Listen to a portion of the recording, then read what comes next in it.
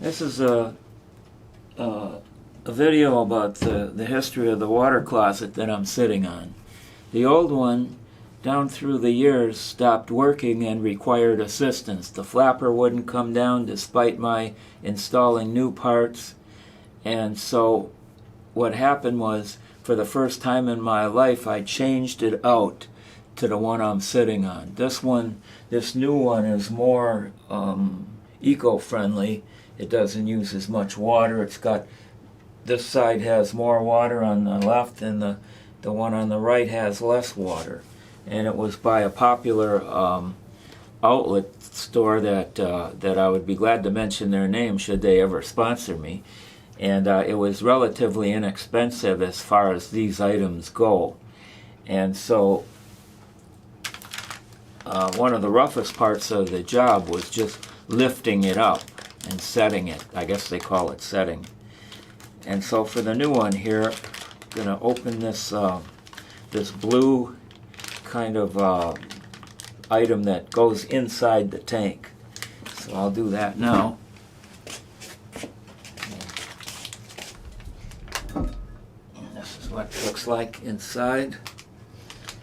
And also inside there is an item that these two things push down the white or the gray parts of that semicircle respectively.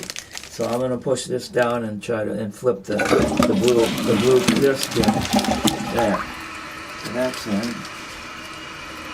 And so I don't know what it does other than turn the water blue. Maybe it does something, but that's not my area.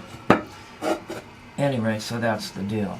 The reason I bring this up is because I put the job off for a long time, not thinking that I could do it. It's a relatively simple job mechanically. It's just that it takes something.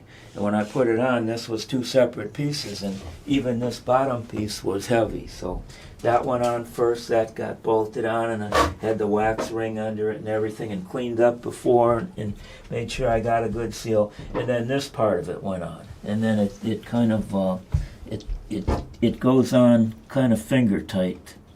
And you can just tighten until it stops leaking or something. You don't have to put a lot of force into it.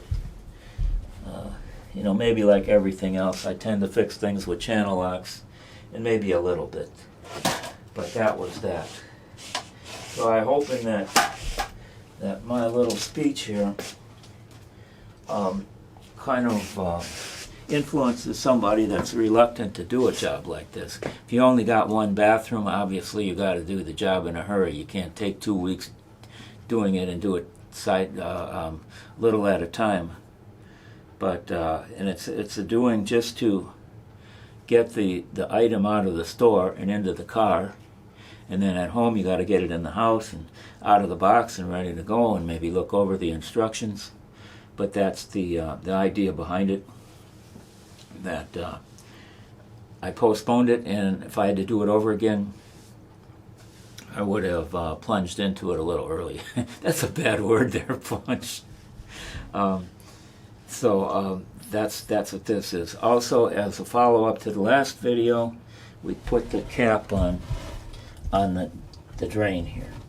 I felt I was going to go to the store and get a cap that threaded on, but I felt since we had 4 of these, I'd try it out to see if it works. And the acid test for this is to be when the washer runs, if there's no leakage or not. And the next thing I'm going to do is shut off the water, the main water supply, and take these off and put caps on them, and then get new ones for when we get a new sink and have that. So, talked for enough on this subject, unless did I miss anything? Just the overall thing is sometimes you think you can't do something and you can, and your biggest stumbling block to getting something accomplished is what you see in the mirror. So adios for now.